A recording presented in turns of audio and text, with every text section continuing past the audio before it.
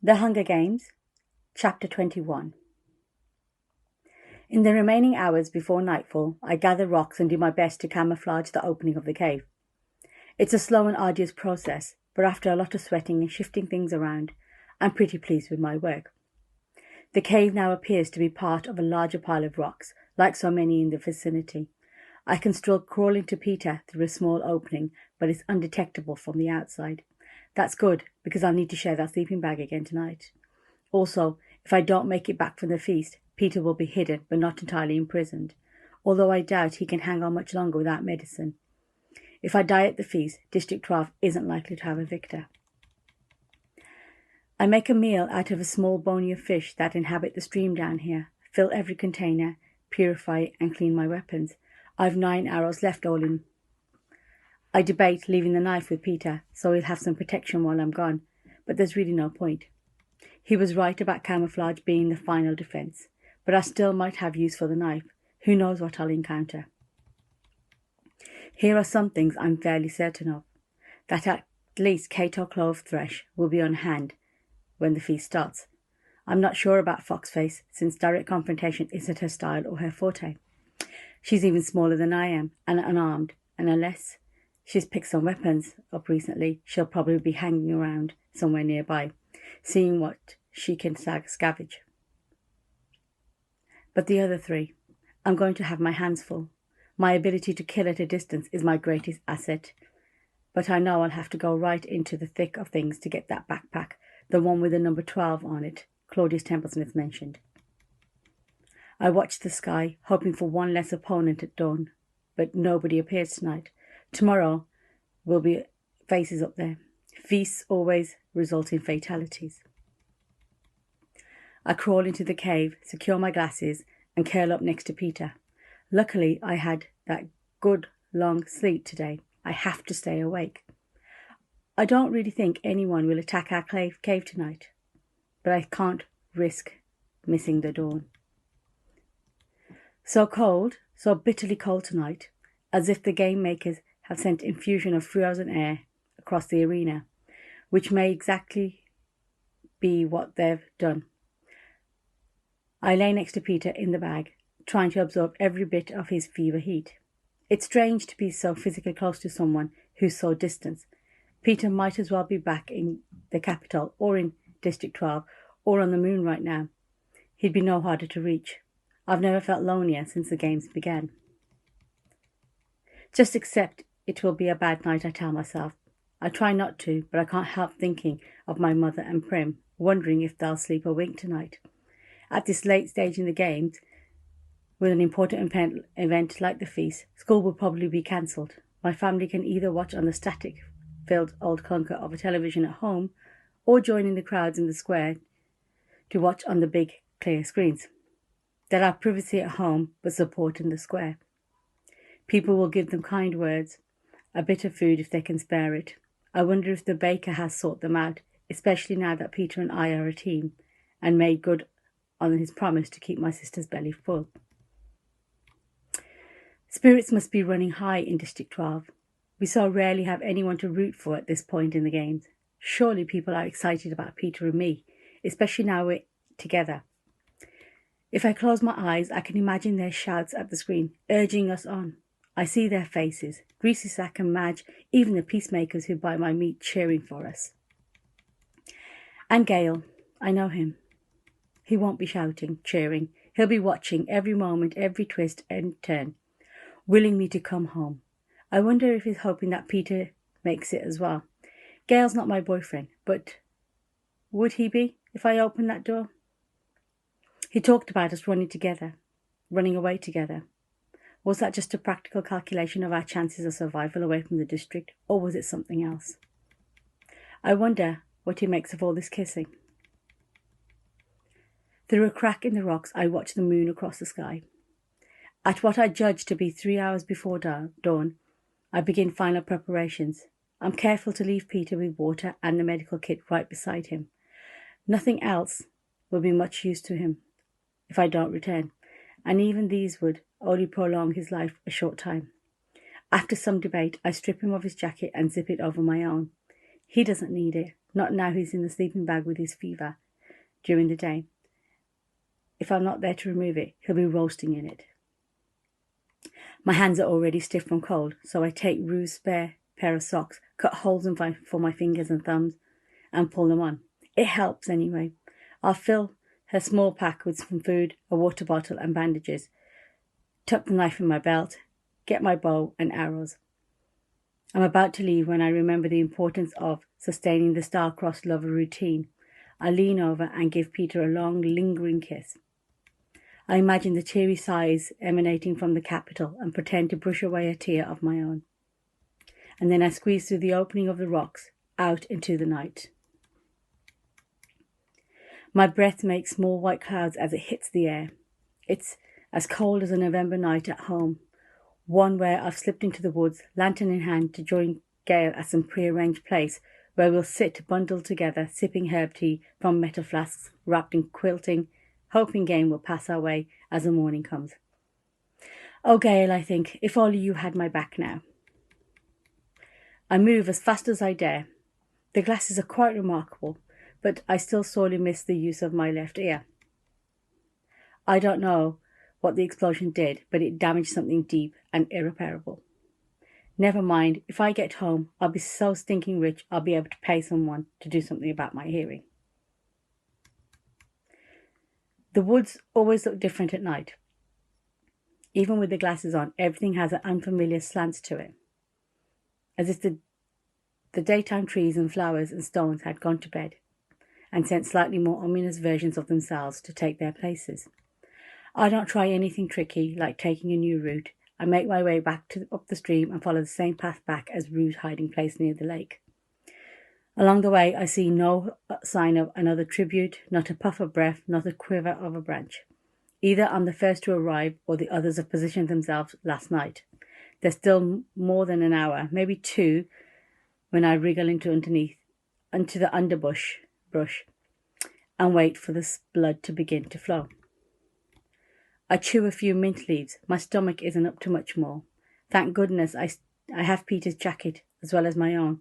If not, I'd have been forced to move around to stay warm. The sky turns a misty morning grey, and there's still no sign of the other tributes. It's not surprisingly really. Everyone was distinguished themselves either by strength or deadliness or cunning. Do they suppose, I wonder, that I have Peter with me?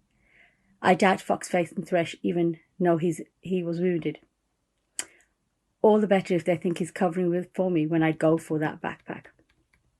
But where is it? The arena has lightened enough for me to remove my glasses.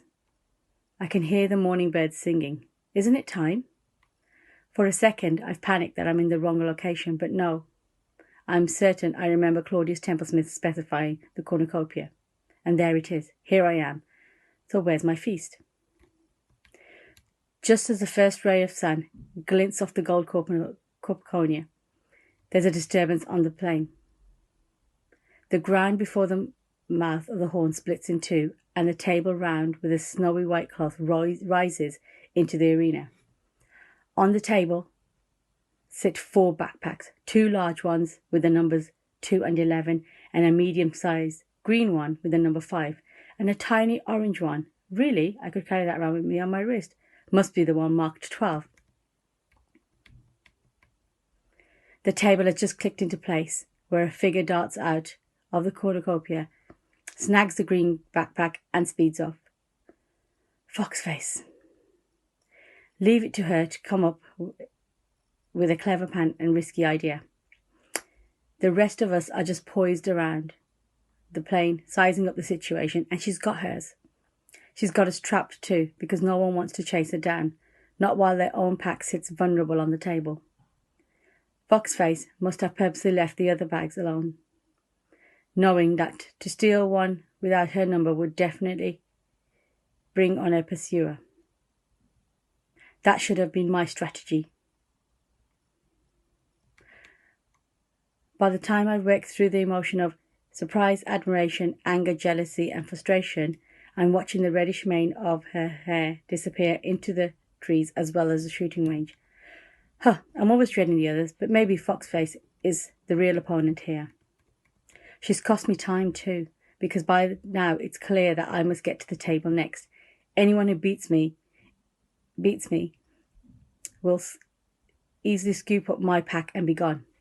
Without hesitation, I sprint for the table. I can sense the emergence of danger before I see it. Fortunately, the first knife comes whizzing in on my right-hand side so I can hear it, and I'm able to deflect it with my bow.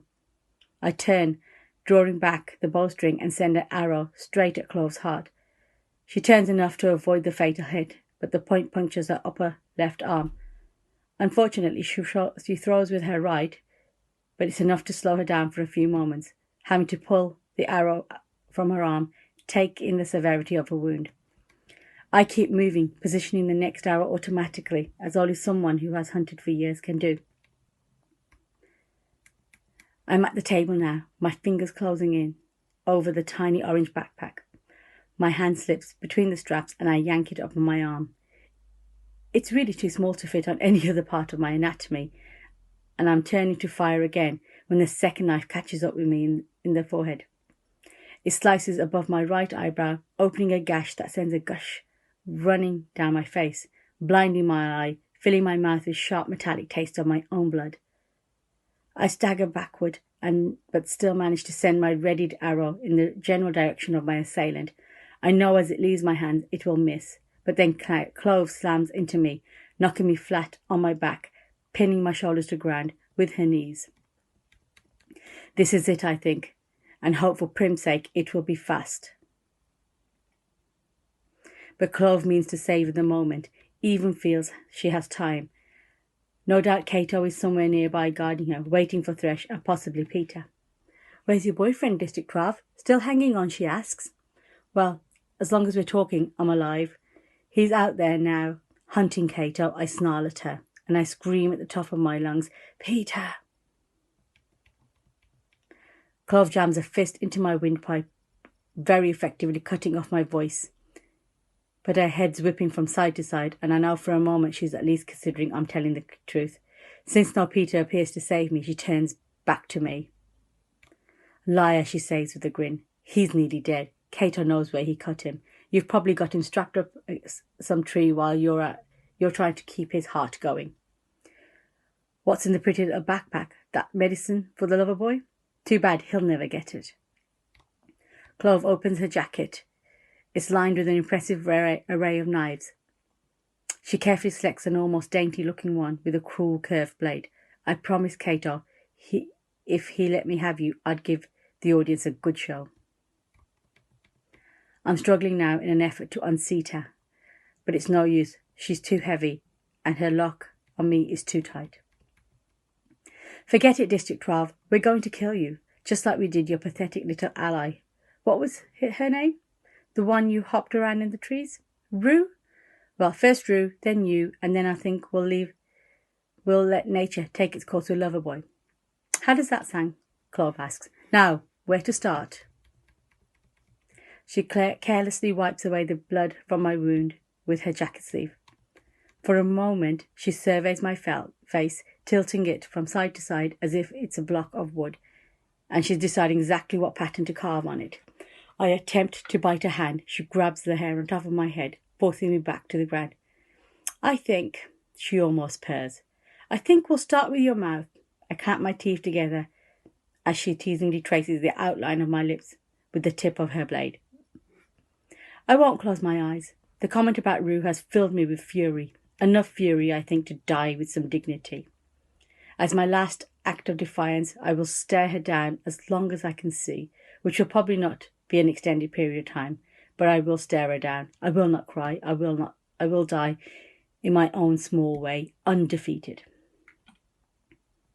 "Yes, I don't think you'll have much use for your lips anymore. Want to blow Loverboy one last kiss?" she asks. I work up a mouth full of blood and saliva and spit it in her face. She flushes with rage. "All right, then, let's get started." I brace myself for agony that's sure to follow, but as I feel the tip open, the first cut on my lip, some great form yanks Clove from my body, and then she's screaming. I'm too stunned at first, too unable to process what has happened. Has Peter somehow come to my rescue? Have the game makers sent in some wild animal to add some fun? Has a hovercraft inexplicably plucked her up into the air? But when I push myself up on my numb arms, I see it's none of the above. Clove is dangling a foot above the ground, imprisoned in Thresh's arms. I let out a gasp seeing him like that, towering over me, holding Clove like a rag doll. I remember him big, but he seems more massive, more powerful than I even recall. If anything, he seems to have gained weight in the arena. He flips Clove around and flings her onto the ground. When he shouts, I jump, having never heard him speak above a mutter. What you do that little girl? You kill her? Clove is scrambling backward on all fours like a frantic insect, too shocked to even call for Cato. No, it wasn't me. You said her name. I heard you. You kill her? Another thought brings a fresh wave of rage to his features. You cut her up like that? You were going to cut her up, this girl here? No, Clove sees the stone, about the size of a small loaf of bread in Thresh's hand, and loses it. Cato, she screeches. Cato! Clove, I hear Cato's answer, but it's too far away. I can tell this much to do any good for her. What has he been doing? Trying to get Foxface or Peter? Or had he been lying in wait for Thresh and just badly misjudged his location? Thresh brings the rock down hard against Clove's temple. It's not bleeding, but I can see the dent in her skull, and I know that she's a goner. There's still life in her now, though in her rapid rise and fall of her chest, the low moans escaping her lips. When Thresh whirls around on me, the rock raised, I know it's no good to run, and my bow is empty, the last loaded arrow having gone in Clove's direction. I'm trapped in the glare of his strange golden brown eyes. What's she mean about Rue being your ally? We teamed up, blew up the supplies. I tried to save her, I did. But he got there first, District 1, I say. Maybe he knows I helped Rue. He won't choose some slow, sadistic end for me. And you killed him, he demands. Yes, I killed him, and I buried her in flowers, I say, and I sang her to sleep. Tears spring in my eyes, the tension, the fight goes out of me at that memory. And I'm overwhelmed by Rue, and the pain in my head, the fear of Thresh, and the moaning of the dying girl a few feet away. To sleep, Thresh says gruffly. To death. I sang until she died, I say. Your district, they sent me bread. My hand reaches up, but not for an arrow that I know I'll never reach, just to wipe my nose. Do it fast, okay, Thresh? Conflicting emotions across Thresh's face. He lowers the rock and points at me, almost accusingly. Just this one time, I'll let you go for that little girl. You and me, we're even then. No more owed. You understand? I nod because I do understand about owing, about hating. I understand that if Thresh wins, he'll have to go back and face a district that's already broken all the rules to thank me. And he's breaking the rules to thank me too. But I understand that. For the moment, Thresh is not going to smash in my skull. Clove! Cato's voice is much nearer now. I can tell the pain in it when he sees her on the ground. I don't need to be told twice. I flip over and my feet dip into the hard-packed earth as I run away from Thresh and Clove and the sound of Cato's voice. Only when I reach the woods do I turn back for an instant. Thresh and both large backpacks are vanishing over the edge of the plain into the area I've never seen before. Cato kneels beside Clove, spear in hand, begging her to stay with him. In a moment, we will realise it's futile. Can't be saved. I crash into the trees, repeatedly wiping away the blood that's pouring into my eye, fleeing like the wild, wounded creature I am. After a few minutes, I hear a cannon, and I know that Clove has died, and Cato will be on one of our trails, either Thresh's or mine. I'm seized with terror, weak that my head is wounded, shaking. I load an arrow, but Cato can throw any spear almost as far as I can shoot. Only one thing calms me down. Thresh has Kato's backpack containing the thing that he needs desperately. If I had to bet, Kato headed out after Thresh, not me. Still, I don't slow down when I reach the water. I plunge right in, boots on, and flounder downstream.